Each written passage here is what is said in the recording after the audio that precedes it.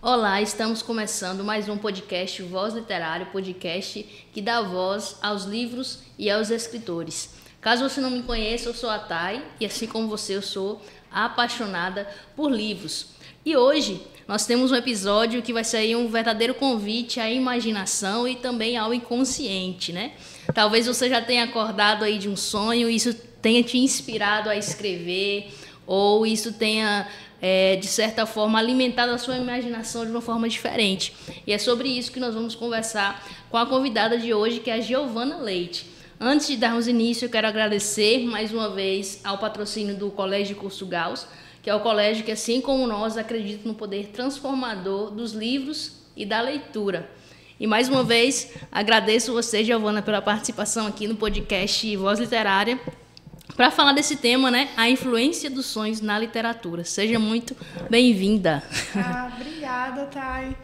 Bom, primeiro quero agradecer pela oportunidade de estar aqui, de falar desse tema que eu amo, que é os sonhos dentro da literatura, então, que é um tema que a gente também ama. Então, para mim é uma grande honra e uma felicidade estar aqui. Eu te agradeço muito. E a Giovana, ela é psicóloga, psicanalista também, não é isso, Giovana? Sim. E escritora também, né? Também é uma pessoa que gosta de escrever poemas, poesias. Então, tem tudo a ver com o que a gente vai conversar hoje. Giovana, a gente vai falar aqui, né, de livros, personagens, histórias que nasceram de sonhos. Mas antes a gente tem que entender também melhor sobre o que são sonhos. Freud escreveu um livro, né, chamado A Interpretação de Sonhos, que é justamente esse que a gente tem aqui, que a Giovana vai falar um pouquinho mais sobre ele, que é um marco, né, considerado um marco aí. O que ele nos ensina sobre sonhos? Pronto, ótima pergunta. Bom, para a gente falar sobre sonhos, de que tipos de sonhos que nós vamos estar falando? Quando a gente fala de sonhos, a gente pode falar dos sonhos no sentido figurado, que é aquele sonho que está mais relacionado a um objetivo, uma meta de vida. Algumas pessoas, por exemplo, têm o sonho de constituir família, de fazer uma grande viagem, e tem os sonhos que são relacionados ao estado de adormecimento, que são os sonhos oníricos. São esses sonhos, né, que nós vamos falar aqui hoje. Os sonhos oníricos, eles têm esse nome por causa da palavra grego oneros, que significa sonho, e está relacionado justamente a esse momento do adormecimento. Então, sempre que a gente fala sonhos oníricos, são os sonhos que nós temos quando nós estamos dormindo. Certo. E os sonhos, eles são uma sucessão de imagens, sons e sensações que nós temos nesse estado de adormecimento, nesse estado onírico, de sono, quando nós estamos dormindo. E aí, é bem interessante porque isso acontece por diversas razões e durante muito tempo não foi dada tanta atenção para os sonhos, porque os sonhos, eles sempre passearam um pouco por perspectivas, às vezes, místicas, religiosas, esotéricas, filosóficas, culturais. Então, até a forma como a gente enxerga o sonho pode variar de cultura para cada cultura. E aí, quando a gente for falar de sonhos, eu gosto de trabalhar com a perspectiva da psicanálise, também ali com a neurociência e um pouquinho da ciência do sonho, que é a onirologia. E aí, dentro da psicanálise, é muito interessante, por quê? Porque o Freud, ele foi o precursor da psicanálise e ele foi um dos primeiros a falar assim, olha, nos sonhos existe algo, existe um conteúdo que a gente consegue acessar e a gente consegue interpretar de alguma forma que esse sonho fala sobre nós. E isso dentro da possibilidade da sua época, da forma como ele constituiu, de uma forma científica, que até então entrava muito nesse campo da filosofia, do misticismo, Entendi. Da religiosidade, o que também não é um problema, claro, porque eu acho muito interessante as formas como as pessoas interpretam os seus sonhos dentro da cultura. A gente tem a mania, às vezes, de pesquisar no Google. Eu sonhei com cobra, inveja. Já vai lá no Google pesquisar. Verdade. Sabe? Então, essas formas também eu acho muito interessantes. Mas quando o Freud propõe a psicanálise e a interpretação dos sonhos, ele está querendo nos indicar um caminho de que os nossos sonhos não são por acaso. Eles nos mostram alguma coisa, eles trazem conteúdos que são preciosos para nós. Então, ele foi o pioneiro nesse sentido de pegar o sonho e falar assim, vamos estudá-lo, vamos compreender ele, vamos entender do que ele pode ser feito e como que ele influencia na nossa vida. Nossa. E aí, ele cria, então, ele escreve A Interpretação dos Sonhos, que é esse livro aqui, eu tenho essa edição, mas tem outras edições também. E é muito interessante esse livro, por quê? Não é um dicionário. Infelizmente, que você pesquisa lá, sonhei que estava voando, sonhei que meu dente caiu, que são sonhos relativamente comuns que as pessoas têm. O sonho de dente caindo é terrível, eu odeio. É o sonho assim, que eu mais tenho pavor, é sonhar que meus dentes estão caindo. Nossa, terrível. Dá um desespero, Dá. né? Esse é um sonho que é bem comum, costuma assustar bastante a gente também. Quando eu sonho que meu dente está caindo, eu acordo angustiada, eu já fico, é um sinal para eu ir no dentista. Eu já fico tentando racionalizar a situação. E aí, esse livro, ele, infelizmente ou felizmente, ele não é um dicionário para a gente fazer alguma espécie de consulta, de tipo, sonhei com X, então vou pesquisar o que significa. Mas o que ele aponta como o que pode ser o nosso sonho, como a gente pode interpretar ele, mas principalmente pela perspectiva da psicanálise. Então, o Freud, ele pressupõe, ele traz pra gente que os sonhos, eles são a via régia do inconsciente, são a forma que a gente tem para acessar o nosso inconsciente. E o inconsciente, dentro da perspectiva que ele traz da psicanálise, é uma parte da nossa psique na qual a gente não tem acesso direto pela nossa consciência, que pode ser as nossas memórias reprimidas ou as memórias que a gente também não lembra mais, as memórias da infância, que o nosso inconsciente reprime para nos proteger de determinada memória ou acontecimento. Só que existem acontecimentos e memórias importantes que estão lá no inconsciente que às vezes elas voltam, elas retornam. E uma das formas das quais ela pode retornar essa memória é através dos sonhos ou indicativos. Então, ele propõe para a gente que 3 fatores podem influenciar quando a gente está sonhando. A primeira é a sensação, a percepção sensorial. Ele falou que o estado do sonhador também influencia quando a gente vai dormir com sede, ou quando vai dormir com a barriga cheia, ou com a bexiga cheia. Aí, às vezes, a pessoa sonha, e aí acorda assim, quem nunca? As crianças, a gente percebe acontece que muito. Pode acontecer, que é um pouco recorrente dependendo da situação. Então, o estado sensorial de como essa pessoa foi dormir também pode influenciar. Esse é o primeiro ponto.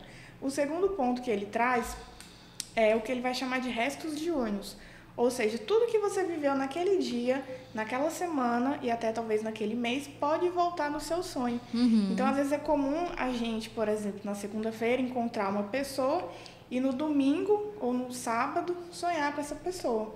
Ou no dia anterior você estava na rua e viu uma determinada flor e no mesmo dia à noite você sonha com essa flor. Então, esses restos diurnos também podem compor os sonhos. E o terceiro item são as memórias, o registro daquilo que está lá guardadinho, escondidinho no inconsciente. Esses 3 pontos principais podem influenciar e compor o nosso sonho. Certo. Então, a gente precisa considerar tudo isso dentro da interpretação, da análise, na nossa análise pessoal, para a gente entender o que aquele sonho quer dizer. E não necessariamente os símbolos isolados, sabe? Tal coisa significa tal coisa, e tererará.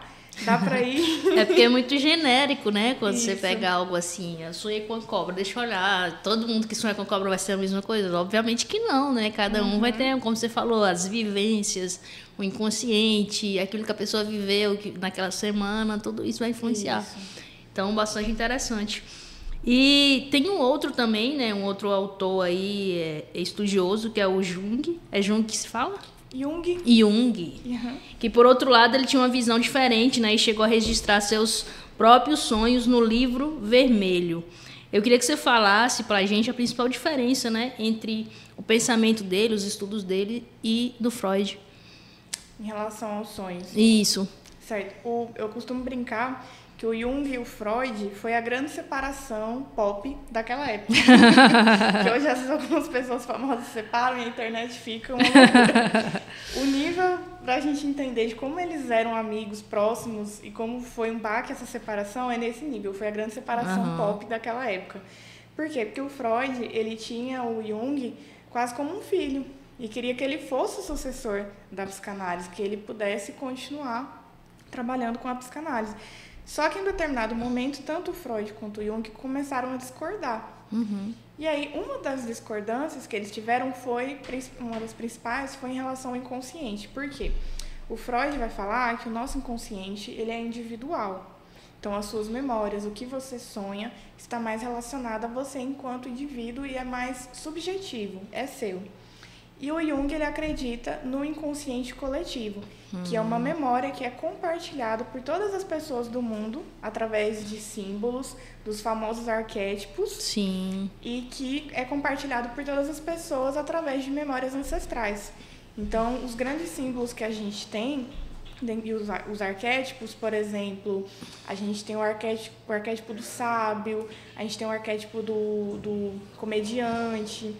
Quando a gente sonha, para Jung, tanto esse arquétipo que eu tenho do grande sábio, de ser às vezes uma pessoa ali mais idosa, que usa óculos e tem uma grande biblioteca, da mesma forma que eu posso ter esse símbolo no meu inconsciente coletivo para o Jung, você também pode ter o mesmo símbolo. E no sonho, isso vai se manifestar de formas parecidas para a gente. Então, a grande discordância que eles tiveram, entre vários pontos, mas principalmente relacionado aos sonhos, é a existência de Jung para o inconsciente coletivo, que é compartilhado através de representações de símbolos para todas as pessoas, enquanto o Freud vai falar, olha, existem símbolos que vão ser muito diferentes de pessoas para pessoas. Então, não tem como a gente ter um inconsciente, a princípio, que seja compartilhado. Entendi. Então, se uma pessoa sonha com cobre em determinada cultura, pode significar uma coisa totalmente diferente do que de outra pessoa de outra cultura. Então, interessante você falar do pensamento dos dois agora, assim, que você falou, porque eu sou leiga no assunto, né? Eu não conheço, nunca estudei, acho que li já alguma coisa ou outra, mas não tenho conhecimento. Mas quando você fala, eu tenho um arcabouço desse conhecimento, né? Quando você fala aí a respeito desse consciente coletivo, acho que talvez por ser tão usado também no marketing, né? Acho que tudo, os estudos, de certa forma, vai apontando para isso, e os estudos do Freud também, que são bastante conhecidos. Então, eu acabo percebendo que muita coisa a gente vai absorvendo, né? Mas essa diferença é interessante, né? Que para o inconsciente é muito pessoal, né? Seria isso para Freud, e para o Jung seria algo coletivo, percepções acerca de uma coisa que todo mundo, de certa forma, teria, não é isso? Isso, exatamente. Muito bom. E a partir do que os dois estudaram, podemos dizer, então, que os sonhos são apenas imagens sem sentido, pelo que você falou, já sei que não, ou eles revelam algo mais profundo sobre quem somos? Pelo que você falou, eu entendo que, de acordo com Freud, os sonhos revelam algo mais profundo, né? Até por se tratar desse inconsciente. E para o Jung, isso não ficou muito claro em relação a Jung. Pronto. Para o Jung, ele não vai discordar completamente da ideia de que o sonho é a realização de um desejo. Porque o Freud vai falar que todo sonho é a realização de um desejo inconsciente. E aí eu quero abrir um grande parênteses, porque existem desejos e desejos. E os pesadelos também se enquadrariam aqui, mas com uma outra perspectiva. Porque não necessariamente o desejo vai falar de um prazer, porque quando a gente tem um pesadelo, a gente acorda muito angustiado, muito triste. Então, é um parênteses na palavra desejo, aqui quando o Freud fala, mas que de alguma forma vai tentar compensar algum aspecto do nosso consciente e do inconsciente também no sonho, para o Freud. E o Jung, ele também não vai discordar de todo de que o sonho pode ser a realização de um desejo inconsciente, mas ele fala que os sonhos têm outras funções, de inclusive indicar caminhos, como uma espécie de, entre aspas, premonição, sem ser uma premonição, mas como um sinal que aponta um caminho do qual você pode seguir. Então, às vezes, uma pessoa que está ali relativamente indecisa à escolha de uma profissão, para Jung, e aí ela sonha que está pintando um quadro, ou ela sonha que está construindo uma casa. E isso, para o Jung, a gente pode compreender como indicativos de um caminho que ela pode vir a seguir. Então, o sonho, para ele, vai ter essa característica a mais. Interessante. Que para o Freud seria, não, é a realização de um desejo. Ou também algo que estava inconsciente, né? Talvez esse desejo pela pintura foi algo que a pessoa pode ter tido na infância, abandonou, aí lá na frente ela sonha com aquilo, não poderia ser, né? Exatamente. Mas é bem interessante essa perspectiva dele de trazer o sonho como também um caminho de indicações possíveis para aquilo que aquela pessoa está buscando ou está se questionando na sua vida. E agora a gente vai trazer esses conceitos aí sobre sonhos do Freud, do Jung, a gente vai trazer agora para a literatura, né? Conforme a gente já falou aqui do tema, que é relacionar justamente esses dois assuntos, os sonhos na literatura. Então, a gente tem aqui alguns livros, né, que surgiram, de certa forma, de sonhos. Aí vamos começar aí vou escolher aqui o Frankenstein. Eu trouxe esse livro, eu li, foi ano passado, esse livro é muito bom.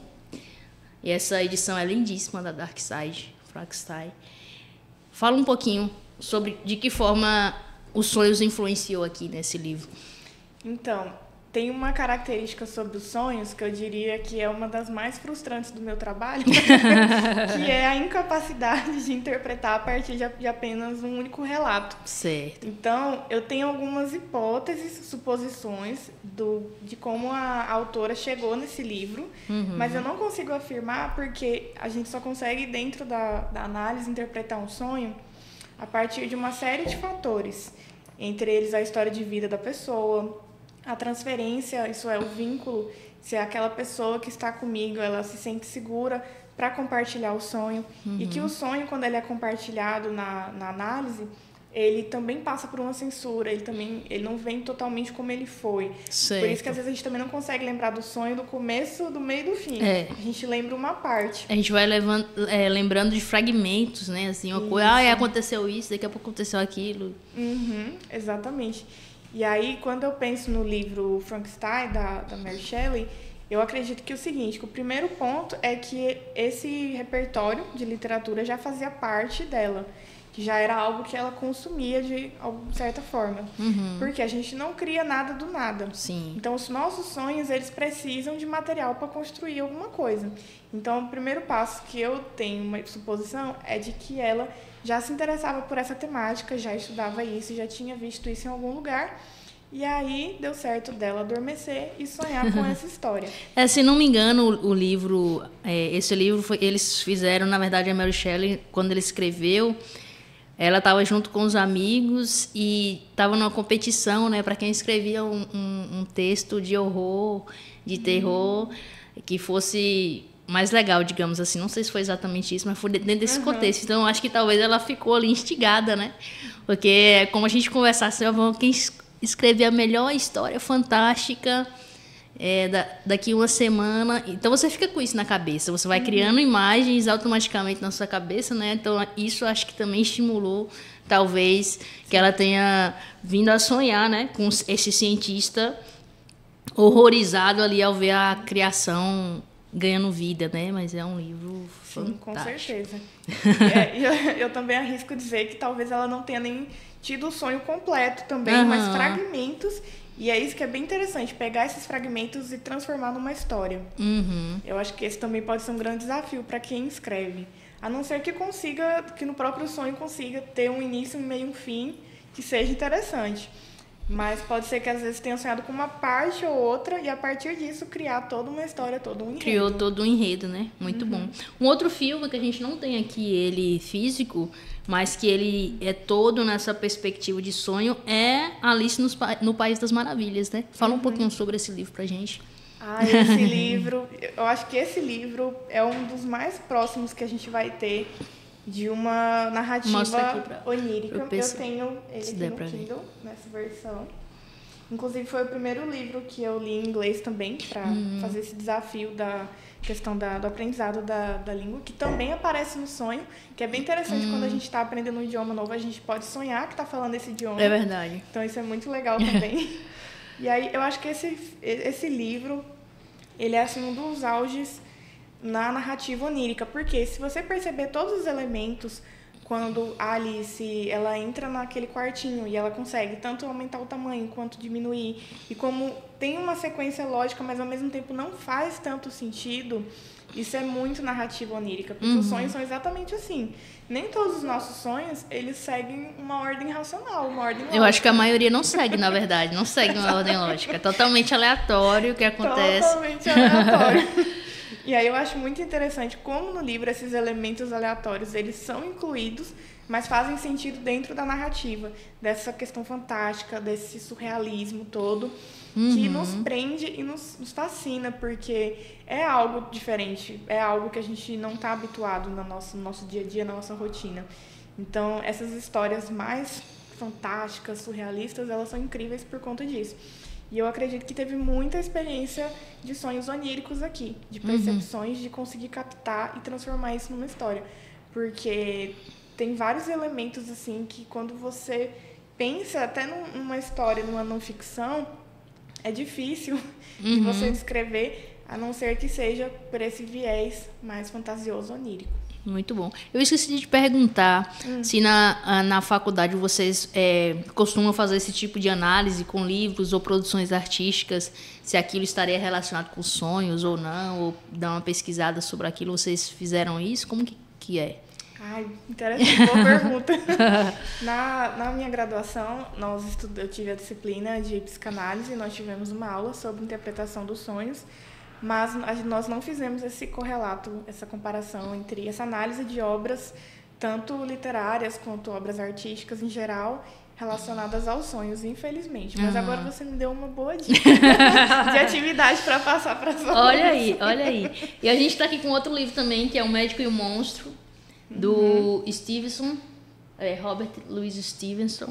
Esse livro também, ele é bem fininho, um clássico também, um livro muito bom. O que é que você tem a dizer sobre O Médico e o Monstro aí? Esse livro também, eu também gosto muito desse livro, da leitura dele. E eu acredito que passa um pouco pela narrativa onírica também, mas principalmente eu acredito que é um livro que atravessa bastante o conceito de luz e sombra do Jung, que ele fala que nós temos um lado luz e um lado sombra. Que o lado luz é aquilo que nós queremos mostrar às pessoas, que são os nossos aspectos positivos, as nossas qualidades, né? Mostrar que a gente é muito legal, muito bonita. E no Instagram, né? Hoje em dia a gente tem isso de uma forma muito mais... Coloca um filtro, é o médico, né? E o monstro é a sombra, é aquele lado da nossa psique que a gente quer renegar, que a gente quer negar porque a gente não acha que é tão bonito ou tão valioso. Pode ser os nossos defeitos, as questões que a gente não sente, às vezes estão à vontade para compartilhar. Então, quando eu penso o médico e o monstro, que ele pode ter partido também de uma narrativa onírica, de um sonho, mas eu acredito bastante na correlação dele com a teoria de luz e sombra do Jung. Faz muito sentido, né? Essa questão do lado bom e lado mal, né? Do ser humano ter esses dois lados, você querer mostrar o lado que é bom e esconder o outro lado. Então, é bem interessante mesmo. Então, fica a dica aí de mais um livro aqui, ó, O Médico e o Monstro, tá? Dica aí pra vocês. E tem algum outro livro aqui, você trouxe esse livro aqui que eu achei super interessante, mostra aí pro pessoal. Então, esse livro, O Menino que se Alimentava de Pesadelos, ele não é um livro, até onde eu sei, que tenha nascido de um sonho. Certo. Mas como ele fala de pesadelos, traz o pesadelo como um tópico, eu acho ele muito interessante, eu acho ele muito bom. Ele é um daqueles livros que você acha que é só para criança, mas quando você lê, você termina em lágrimas. Mas esses são os melhores livros infantis, né? O C.S. Lewis fala que os melhores livros infantis são aqueles que passam para os adultos, né? Que tocam os adultos também. Ah, que ótimo. E aí, eu conheci esse livro através de um dorama, chamado Tudo Bem Não Ser Normal. E aí, nesse dorama, tem uma escritora que a atriz interpreta essa personagem, que é a escritora que escreve esses livros. Tem uma série de livros desses, mas eu só tenho esse no momento. E aí conta a história de um menino que não conseguia dormir à noite porque tinha muitos pesadelos. E aí ele faz um pacto com uma bruxa para que essa bruxa tire os pesadelos dele. E aí a bruxa fala o seguinte: não, eu posso até tirar os seus pesadelos, mas quando você tiver 18 anos, você precisa ser feliz. Você precisa se tornar um adulto feliz. Em troca, eu vou vir te cobrar. Você vai ter se tornado um adulto feliz? E ele fala, com certeza. Pode levar esses pesadelos embora. E aí, quando chega a data do combinado deles, ela retorna e ele não se tornou um adulto feliz. Então, ela... Ele retorna com os pesadelos, então? No caso, ela colhe a alma dele, ele deixa de existir. Nossa. Final super feliz. Nossa. Mostra aí por dentro desse livro. Então, é um livro que também é pesado, né, para criança. Pois é, eu fiquei até pensando. Assim como nos outros dias, o menino despertou de um pesadelo terrível. E a ilustração dele é toda assim, sabe? O que lembra um pouco também essa narrativa onírica. E lembra essa questão de pesadelo também. Você vê que é um pouco pesado as imagens, né? Assim, assusta um pouco. E aí aqui ele vai fazendo um combinado com ela, parece aqui. Ela também tem essa característica arquetípica, vamos dizer assim, de uma bruxa, naquele estereótipo mais comum que as pessoas conhecem. E aí, aqui no final, ela Nossa, coitadinho. Pesado esse livro. Mas não conhecia, achei interessante, viu? Muito bom. E vamos falar agora sobre o livro também, O Processo, né, do Kafka. O que você tem a dizer assim, sobre esse livro? O que ele tem a ver com questões de sonhos? Olha, também sou suspeita para falar do Kafka, né? Acho que sou suspeita por conta das outras leituras que eu já fiz dele, que creio que você também já leu, da Metamorfose, também já li na Colônia Penal. E assim, eu acredito que no livro O Processo, não sei também necessariamente se nasce dentro de um sonho ou se foi fragmentos de um sonho. Só que toda essa narrativa mais confusa, ela nos instiga a sonhar. Seja um sonho mais agradável, seja um pesadelo. Então, eu acho que é um tipo de leitura, inclusive também é bem interessante isso. Às vezes a gente lê um livro, vai dormir e sonha com a história do livro. Sim, eu sonhei, meu livro preferido, Crônicas de Nárnia, que todo mundo já sabe, eu sonhei com ele. Quando eu terminei de ler, eu sonhei, foi massa. É bom, né? Muito bom. Tem sonhos que parecem filmes, assim. Também, né? também. Bem isso. Então, eu acredito, porque o processo, talvez ele passe um pouco por esse lugar também, de ser um livro que instigue mais a nossa imaginação e o nosso sonho onírico, o nosso pensamento dentro dos sonhos oníricos. Entendi. Eu acho que ele pode ser desafiador nesse sentido também. Então, leiam à noite e vão dormir. E em relação assim, à criação, nessa questão de sonhar e criar, você acha que prestar atenção em nossos sonhos assim, pode ser útil? Até com uma forma de autoconhecimento também, porque de acordo com o Freud a gente traz questões do inconsciente, né? Então logo às vezes você pode sonhar com coisas que vai te revelar algo sobre si mesmo que você não sabia. Como é que você nos aconselha, por exemplo, a fazer uma análise assim? Obviamente que não vai ser um psicólogo fazendo, mas pelo menos fazer uma análise do seu sonho ali. Você acordou, todo mundo fica com isso, né? Quando a gente tem um sonho que a gente considera estranho, você fala assim, nossa, tive um sonho essa noite. Você fica com aquilo na cabeça, você quer alguma resposta, não tem como, né? Você fica, nossa, o que será que quer dizer aquele sonho? Como é que você nos aconselha a analisar os nossos próprios sonhos? Olha, uma ferramenta que é muito importante, que eu acredito que é bem interessante para essa autoanálise, é você escrever o seu sonho, você anotar. Então, você sonhou, você já levanta, acorda, ou pega ali no celular mesmo, ou com a mão, deixa ali um bloquinho de notas do lado da cama e uma caneta, e já escreve o seu sonho da forma como você consegue lembrar. Nesse momento, você não precisa seguir uma ordem lógica, sabe? Não, primeiro foi isso, depois foi aquilo. Se você conseguir, ok, beleza, ótimo. Mas se você não conseguir, não tem problema. Vai escrevendo o que você for lembrando. Eu estava subindo uma escada, apareceu uma porta, e depois apareceu um passarinho. E aí, na hora que você acordar, você já fizer isso. E aí, depois, você vai pegar, você vai ler o que você escreveu. Você vai tentar relembrar com as imagens que você tiver guardadas ainda na sua cabeça desse sonho. E tentar lembrar de como você se sentiu diante dos movimentos que apareceram. Então, tipo, sonhei que eu estava subindo uma escada e de repente faltava um degrau. O que eu senti naquela hora? Tenta lembrar. Será que eu senti medo? Será que eu falei, não, deixa eu sair correndo daqui? Será que eu senti ansiedade? Fiquei agitada? Então, assim, eu acho que o caminho possível para fazer uma autoanálise seria primeiro anotar, depois tentar entender, se questionar quais foram os sentimentos que você tiveram. E aí, a partir disso, caso possa, sinta a necessidade, seja interessante, buscar um processo de análise e levar isso para o seu analista, para a sua psicóloga, para o profissional que estiver te acompanhando. E tem pessoas que têm o mesmo sonho, né? Várias vezes. Você já atendeu pessoas, nesse caso, que têm repetidamente o mesmo sonho, vira e mexe, a pessoa tem exatamente o mesmo sonho. Eu acho que isso ainda é mais forte, né? E a pessoa não conseguir entender aquilo. Geralmente isso realmente é uma mensagem que quer se passar. Como é que... É interessante esses sonhos que se repetem, porque eles se repetem por algum motivo. E é interessante a gente questionar e tentar entender o porquê que ele está se repetindo. Então, na análise, a gente investiga isso.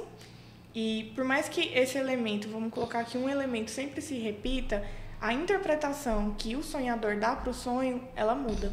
Ah, tá. Então, às vezes, a primeira vez que você sonha, por exemplo, que você entrou numa sala escura e você continua sonhando com isso, a primeira vez que você conta esse sonho e a 10ª vez que você conta, você já conta diferente. Já começa a aparecer outros elementos. E aí, a partir disso que a gente tenta investigar para tentar entender o porquê que esse sonho se repete. E aí, é muito interessante como o nosso inconsciente, os sonhos trabalham com a nossa mente, porque eu lembro que há uns 2 anos atrás, mais ou menos, eu ainda não sabia nadar. Então, eu costumava sonhar com uma certa frequência, até não muito, mas tinha uma frequência. Eu costumava sonhar que eu me afogava, que eu não sabia nadar, então eu entrava na piscina, me afogava, eu ia na praia, me afogava. E aí, quando eu comecei a fazer natação, eu parei de sonhar que eu me afogava. Olha só. Claro que assim, não é porque agora eu sei nadar também que eu vou bravar o oceano. Tem que ter cautela, tem que nadar direitinho, ter cuidado.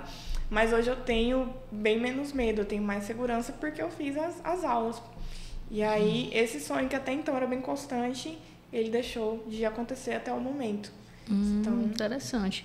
E eu tenho observado, eu já conheci com algumas pessoas, e inclusive na última live que eu fiz, a live lá do podcast, na nossa livecast, que eu convidei, que foi feito com o autor José, o autor era José, o livro que ele escreveu foi Santo Antônio dos Caetés, e na conversa ele falou, né, que quando eu perguntei sobre a questão de como que nasceu o livro, como que nasceu a história, ele falou que a história veio de um sonho, que ele, à noite, ele sonhou com toda a história, e assim que ele acordou, ele já começou a escrever o livro. Obviamente, o livro completo não saiu naquele dia, mas ele já começou a colocar tudo ali e ir desenvolvendo aquilo ao longo do tempo, né? Ótimo. Então, eu acho que para quem gosta de escrever, né, para quem tem esse processo criativo também, os sonhos, eu acho que pode ser um caminho de inspiração também, né? Como é que você vê isso? Você que é escritora também, já aconteceu com você? Conta pra gente. Com certeza. Inclusive, esse livro aqui, do Siddhartha Ribeiro, O Oráculo da Noite. Gente, esse livro é incrível. Ele fala, tem até um capítulo aqui que eu até separei, que ele chama de Dormir para Criar. Então, ele fala que muitos acontecimentos, muitas coisas surgiram através dos sonhos. Não só na literatura, como na música, como nas artes. Então, por exemplo, a música Yesterday diz que o Paul McCartney diz que ele sonhou com a melodia e assim que ele acordou, ele já foi gravar a melodia para ele não esquecer. E aí ele ficou assim, não, mas eu escutei essa melodia em algum lugar. E saiu procurando as gravadoras. Você já ouviu essa música? Você conhece essa melodia? Todo mundo, não. Ele falou, então é minha. Então eu vou criar. E aí depois criou a canção, mas foi a partir de um sonho que ele teve. Então, o Siddhartha Ribeiro, ele é um neurocientista brasileiro e ele investiga bastante a questão dos sonhos na nossa vida hoje, na vida cotidiana das pessoas. E ele fala como a vida moderna está matando a criatividade e, consequentemente, os sonhos. Porque os sonhos, eles acontecem por processos criativos. Então, quanto menos criatividade, menos sonhos criativos. E outra coisa também que é muito importante é a qualidade do sono. Sim. Se a gente não dorme bem, a gente também não vai sonhar, não vai conseguir ter bons sonhos, não vai conseguir sonhar direito, porque o tempo é reduzido. É porque dizem que o sonho chega quando você está naquele nível de sono mais profundo. Não sei se é isso, se eu estiver errado, você me corrija. Um grupo de pesquisa da universidade que ele trabalha, da Federal do Rio Grande do Norte, eles conseguiram identificar os sonhos nas fases iniciais do sono também. Mas é ali na fase REM, que é a rápida movimentação dos olhos, que é REM em inglês, que a gente consegue ter um sonho mais longo, vamos dizer assim, um sonho um pouco mais profundo. Mas ali nas fases iniciais do sono, a gente também consegue sonhar. Que é, às vezes, aquele sonho que você desperta, assim, que você acorda ali, e sonhei, dormi que sonhei, e foi, quando você vai olhar, foi pouco tempo, né? Tipo... Mas dizem também que os sonhos duram um pouco tempo, né? Você sabe dizer quanto que tempo é, em média, assim, que dura um sonho? Não sei te dizer bem, porque também depende de cada sonhador, de cada pessoa. Mas o tempo é bem diferente no sonho. É bem diferente do nosso tempo natural, né? Eu acho, assim, a gente tem uma percepção que foi algo longo no sonho, e às vezes você dormiu pouco e, sei lá, e Pareceu que foi muito tempo, mas foi pouco, sabe? Foi tipo 5 minutos. Você tava lá em Narnia e voltou. Né? Não, quero ficar mais um pouquinho. Mas é uma coisa assim, é uma coisa muito... E realmente instiga a criatividade. Eu achei interessante o que você falou, o que ele colocou aí sobre a questão da sociedade hoje não estar, de certa forma, a gente não tem estímulos para a criatividade, né? Eu acho que, na verdade, a gente tem um estímulo para o cansaço mental, né? Sim. Então, acho que às vezes você vai dormir tão cansado mentalmente ali que você dorme e às vezes você pode até sonhar, mas não lembra ainda como se não tivesse sonhado. Ou então, um sonho também que as pessoas relatam com certa frequência é sonhar que está trabalhando. Meu Deus do céu. Eu falo, gente, você tem a oportunidade de sonhar que está numa praia. Você vai sonhar que você está no trabalho, lidando com aquele chefe, com aquela chefe que você não gosta. Ou seja, o sonho não está sendo criativo, ele está só repetindo o que você está vivendo. Então... Eu já acordei várias vezes com poesias, assim, né? Quando eu escrevo poesia. E, na verdade, no meu caso, é a preguiça mesmo. Porque eu levanto, tipo, aí a poesia às vezes está ali toda. Aí eu falo, eu tô com preguiça, não vou anotar. Aí eu fico assim, amanhã eu vou lembrar da poesia. Amanhã eu lembro. Aí eu pego alguma palavra-chave. Amanhã eu vou lembrar. Aí eu fico e durmo de novo. Quando chega de manhã eu lembro? Eu não lembro. Eu posso até lembrar da palavra-chave, mas eu não vou conseguir construir aquilo que foi me dado no sonho, né? Então, assim, como você falou, você acordar e você anotar, se você não tiver preguiça. Não, já aconteceu também de eu anotar e no outro dia eu ficar, o que é isso que eu escrevi? Escrevendo as palavras errado, gente, assim. Mas é isso, o medo, às vezes, de perder a inspiração que veio, a oportunidade, eu vou escrevo assim. E assim, é engraçado, porque ao mesmo tempo que a gente pode sonhar e isso despertar a nossa imaginação, da mesma forma também, às vezes, quando a gente está lendo um livro ou assistindo um filme, você tem a sensação que é como se você estivesse dentro de um sonho, né? Porque aquilo ali, quando você entra na história, também é como se você estivesse dentro de um sonho. Então, acho que isso também é uma ligação que existe ali entre essa literatura, entre a arte, entre a criatividade e o sonho, né? O que é que você diz aí sobre isso? Eu lembrei logo do filme A Origem. Nossa, eu sou muito fã. É com Leonardo desse DiCaprio, filme. né? Esse filme eu assisti já tem um tempo. Eu acho que ele já é 2000. Acho que nem sei se ele é de 2000 ainda. Já tem um tempinho, bastante tempo que eu assisti. Eu até coloquei aqui no livro, na antologia, uma referência do filme, que é o que ele usa como uma espécie de totem, para saber se ele está acordado ou não. Depois eu vi algumas teorias dizendo que o totem não era necessariamente para isso, mas eu gosto de pensar que ele utilizava para saber se era um sonho ou se era realidade. Porque nesse filme, eles começam a entrar em camadas do sonho. Eles sabem que estão sonhando. E isso também é interessante quando a pessoa sabe que ela está dentro de um sonho, que a gente vai chamar de sonhos lúcidos ou sonhos vívidos. Sim, às vezes acontece isso, né? Fala, não, peraí. Isso aqui é um sonho, eu não tô na praia, eu tô em casa fazendo home office. Não tô na praia, eu tô aqui em casa fazendo home office. E aí, então, e nesse filme, eles têm essa capacidade de perceber que eles estão dentro de um sonho, só que eles vão entrando em várias camadas dentro do mesmo sonho. E aí é muito legal que quando esse filme foi lançado e como ele reverbera até os dias de hoje, porque muitas pessoas relatam conseguir fazer um processo semelhante, de ter vários sonhos dentro do mesmo sonho e perceber essas camadas. Acredito que por influência desse filme, que também eu vou falar que é inspirado num filme chamado Páprica, que é um filme de animação, inclusive. Então... Interessante. E vamos falar um pouquinho sobre essa antologia. Sim. Fala aí essa antologia que foi a Giovana que organizou, Giovana e Jeane, né? Mostra aí pro pessoal. Pessoal, essa é a antologia Universo Onírico, que ela nasceu desse desejo que eu tinha de conhecer outras pessoas, outros escritores, outras pessoas que fazem poesia, sobre os sonhos, especificamente os sonhos oníricos. E aí eu chamei a Jeane. Só lembrando, Giovana, quando você fala sonhos oníricos, são aqueles sonhos que quando a pessoa está dormindo, né? Isso, os sonhos adormecidos. Quando estamos naquele soninho bom. E aí eu chamei a Jeane para me ajudar a organizar a antologia. Ela já trabalha bastante tempo com organizações de antologias, eu participo de algumas antologias que ela organiza. E aí eu a convidei e falei da proposta de que fosse poesias ou textos que falassem sobre narrativas oníricas, sonhos. E aí nós conseguimos produzir esse livro que traz várias poesias, temas sobre sonhos. Tem aqui o meu, tem o dela, peraí. Tem também a sua participação. Tem a minha participação. Foram quantos autores no total, você lembra? Não lembro, acho que foram 15 ou 12, se eu não me engano. Ele é um livro bem fininho, como vocês podem ver, bem curtinho, você consegue ler ele rapidinho, tranquilamente.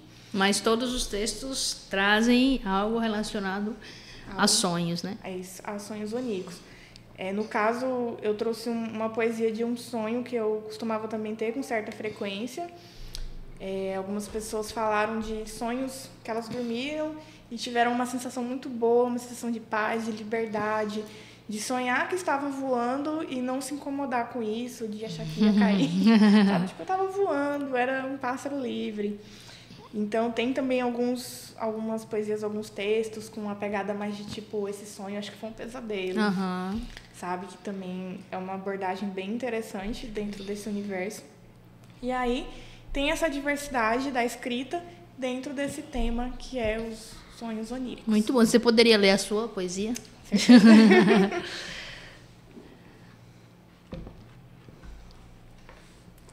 Vou ler aqui, então, a minha poesia que eu escrevi para a antologia Universo Onírico. O nome é O Eclipse. E já faz 7 anos que eu sonho com a morte. Ela é como uma velha amiga, uma modesta conhecida. Já passou em minha família, já buscou, já tomou. Ela não veste uma capa sombria, não tem uma foice, não tem expressão. A vejo em meus sonhos e não sei se é homem ou mulher, anjo ou demônio, fantasma ou espectro. Ela está parada na chuva, compassiva e inexpressiva. Estou dentro de um carro a observando de longe. Não sinto medo, ela não vem me buscar. Ela só me faz assistir. Vejo a minha própria lápide, mas não vejo o dia do eclipse. Ela entoa um requiem para mim, uma melodia que só minha alma consegue alcançar. Percebo que estou sonhando e me forço a acordar. Faço um sepulcro e a encontro novamente em um novo sonhar. Nossa, então você tinha esse sonho recorrente? Eu tinha. Costumava sonhar com certa frequência. É um sonho que, vez ou outra, ainda aparece. E aí eu decidi transformar ele em uma poesia como uma forma também de ressignificar e criar algo novo. Eu acredito que os pesadelos, eles são sensações desagradáveis, com certeza existem vários tipos de pesadelos. Inclusive tem uma pesquisa norte-americana que traz os dados que nós mulheres costumamos ter mais pesadelos do que os homens. Então isso também é uma coisa para a gente observar, ficar atenta. E aí eu acredito que, apesar desse conteúdo, ele pode vir a ser uma história, a gente pode ressignificar, transformar em uma história diferente, que eu acredito que foi o caso da poesia, que é o caso de Frankenstein, que é o caso do menino que se alimentava dos pesadelos. Então, a nossa criatividade, talvez a nossa capacidade de dar novos significados aos sonhos também fazem com que eles ganhem uma abordagem diferente daquilo que a gente sonhou inicialmente. Eu queria que você explicasse para mim novamente, que eu não entendi bem, a diferença entre pesadelo e sonho. Como é que se diferencia isso? Tem alguma forma de diferenciar isso? E o que causaria... Você falou, né, que o Freud falava que os sonhos vêm dos desejos, né? Mas aí não entraria, no caso, o pesadelo, né? Como é que se dá o pesadelo, assim? Pronto. Bom, o pesadelo, ele também entraria, entre parênteses, no desejo, mas não no desejo como a gente conhece, de obter algo por prazer, mas que vem de um lugar de sofrimento, de repetir um sofrimento. E aí isso é bem polêmico até certo ponto, principalmente quando a gente fala que o sonho é a realização de um desejo, porque quer dizer que o pesadelo, poxa, eu sonhei que, nossa, tinha acontecido um acidente terrível comigo, estou desejando isso? Não. Mas a sensação de sofrimento, alguma coisa ali que está se repetindo, está te incomodando e está aparecendo nesse sonho que a gente precisa observar. Então, o pesadelo, quando a gente vai pensar nele, ele também é um sonho, só que ele não entra nesse sentido tão positivo do sonho. Sim. E começa a vir para o lado da angústia, do sofrimento. E o pesadelo, ele também traz uma mensagem. Ele também pode trazer um conteúdo inconscientizado que a gente não conhece. Sim. E aí, quando ele vem nessa roupagem de pesadelo, fica muito mais difícil até pra gente aceitar e lidar. Porque, obviamente, é muito angustiante, é um sentimento que nos sufoca. Às vezes a pessoa acorda extremamente assustada, tem pessoas que acordam chorando. Sim. Então, assim, depende muito do que esse sonhador, do que esse pesadelo está trazendo. Mas a gente pode, inclusive, também trabalhar com ele em análise para entender quais são os elementos, quais são os símbolos, o que você sentiu, o que ele pode estar falando a respeito de algum conteúdo seu ou não. Então, o pesadelo, para Freud, ele vem no formato de sonho também, por mais que ele venha com essa angústia, com esse sofrimento, mas não necessariamente a gente vai entender ele como realização de um desejo, do desejo de obter prazer, de obter satisfação para si, mas de repetição de um sofrimento. Talvez de algo que não foi muito bem elaborado, de algo que você, naquele momento, você talvez tenha racionalizado demais ou fingido que não tenha acontecido com você, e aí ele volta em forma de pesadelo. Ou também situações de medo, né, também. Às vezes você assiste um filme que é mais natural, né? Por exemplo, você era criança ali, você assiste um filme, aquele filme, ou então ler um livro, que um suspense, um terror, e aí você ia dormir e você ficava com aquilo na cabeça. Né? Aí você acabava sonhando com aquilo. Exatamente. Né? E não vai ser um sonho bom porque era uma história de terror. Exatamente, eu sei, dica, não assistam filmes de terror. E aí, isso entra no que o Freud também fala dos restos diurnos, ou seja, você pode ter assistido um filme de terror, então você pode ter um pesadelo. E nas questões sensoriais, porque é muito interessante quando, por exemplo, a gente tem uma situação de que o frio pode incitar a pessoa a ter pesadelo, quando a pessoa dorme com muito frio. O frio pode auxiliar. E também tem um relato no livro aqui do Freud, Interpretação de Sonhos, de um rapaz que dormiu com os pés para fora da cama e embaixo havia uma bacia com água quente. E aí esse jovem sonhou que estava pisando em lava. Acredito, não relato aqui diretamente, que pode ter sido um pesadelo. Você sonhar que você está pisando em lava não deve ser um sonho muito agradável. Ou seja, as percepções sensoriais externas e os restos diurnos, se você assistir um filme de terror, pode influenciar com que você tenha um pesadelo. Entendi. Então, tudo isso a gente tem que avaliar. Mas, no geral, assim, é bom sonhar? Tipo assim, o ideal é que a pessoa sonhe todos os dias, porque muitas vezes tem aquela coisa, dormir igual uma pedra. Que é aquela pessoa que deita e dorme com uma pedra, que não sonha com nada, ou pelo menos não consegue se lembrar. Essa pessoa sonhou e não se lembrou, ou ela realmente não sonhou? E seria bom, e é bom não sonhar? Como é que é isso? É bom sonhar, sempre. Não só os sonhos oníricos, como no sentido figurado também, né? Mas dentro dos sonhos oníricos, é bom sonhar, sim, sempre que possível.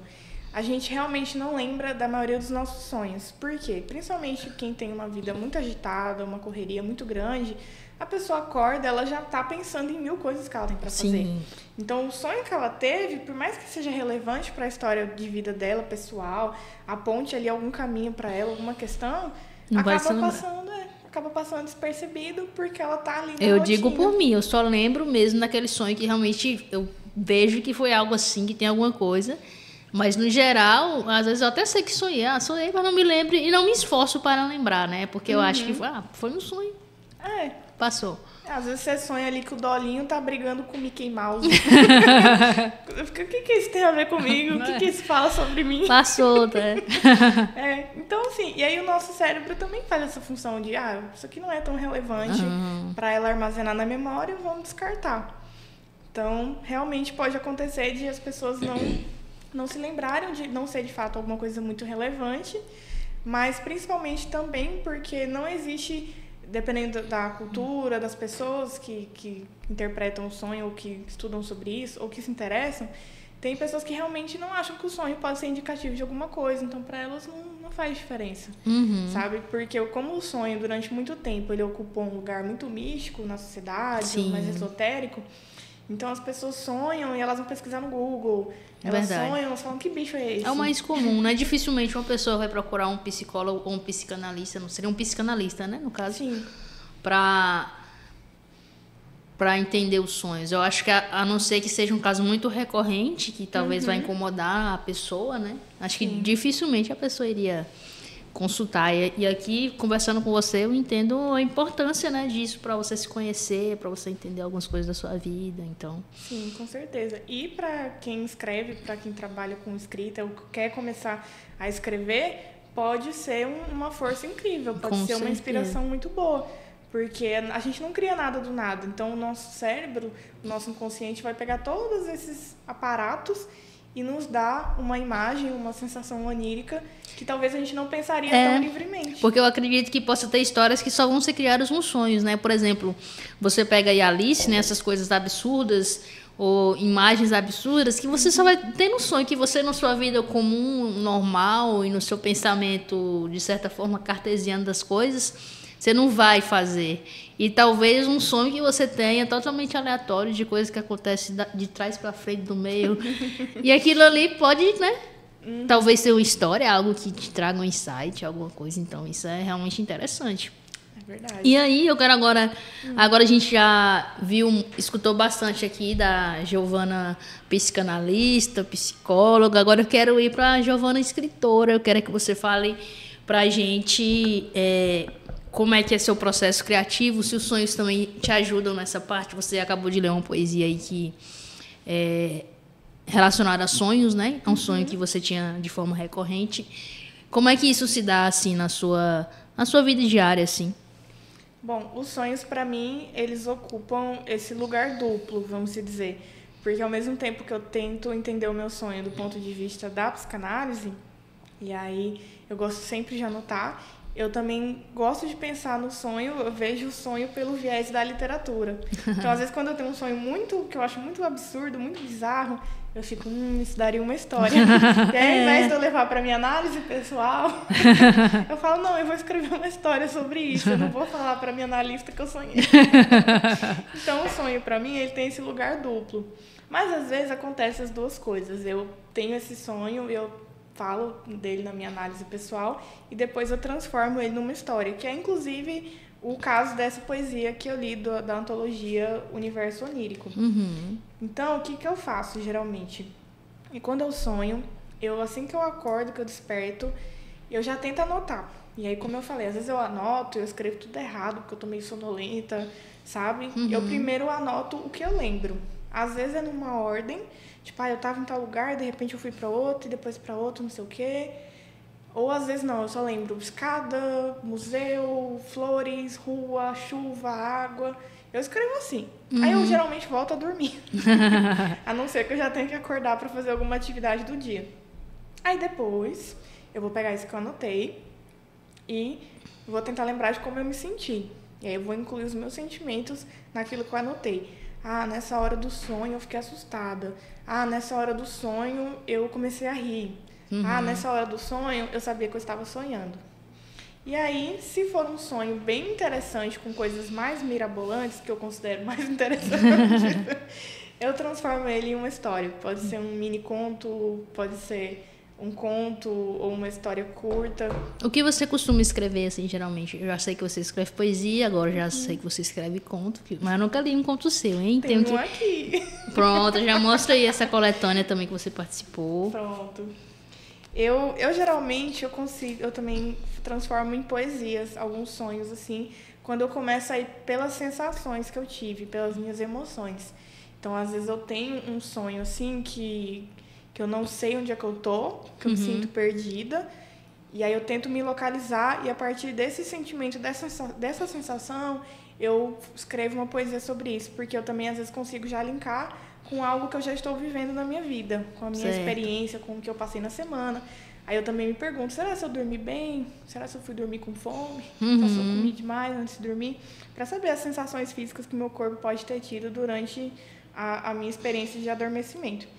E aí tem um conto que eu escrevi para essa coletânea chamada Segredos. É uma antologia, uma coletânea, aliás, que eu participei. E aí foi como você disse, foi um conto que eu escrevi a partir de um sonho que eu tive. E aí, claro, eu sonhei com uma parte e construí a história a partir disso. Construiu a história, muito bom. Porque o sonho não teve um final. Muito assim, na verdade eu não lembro direito do final dele. Então eu peguei o que eu lembrava desse sonho E a partir disso eu construí uma narrativa, uma história. E, como eu falei, como você disse, eu acredito que geralmente eu não pararia para escrever uma história assim, um conto assim. Foi porque eu sonhei. Porque é algo diferente, né? Sim, porque principalmente porque ele ficou com um aspecto de suspense. Porque essa temática, chamada Segredos, pediu no edital para que fossem contos, poesias, crônicas, que trouxessem esse ar de mistério, esse ar de segredo.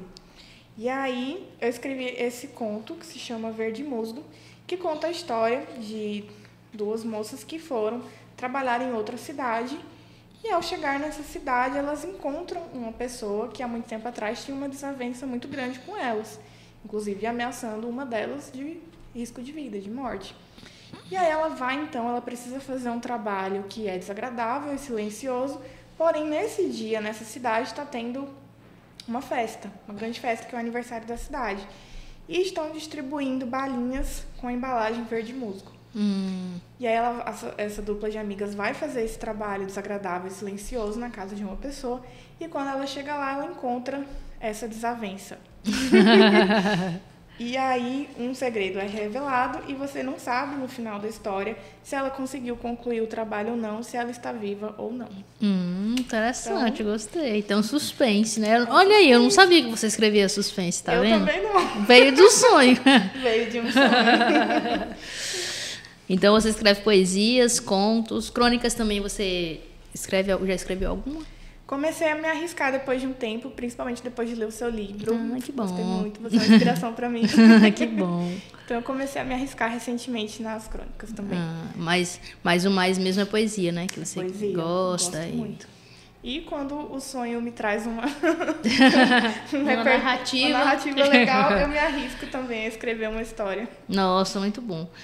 A gente já está chegando ao fim, Giovana. Eu quero... Nossa, acho que a gente já comentou, né? De todos os livros que tem aqui.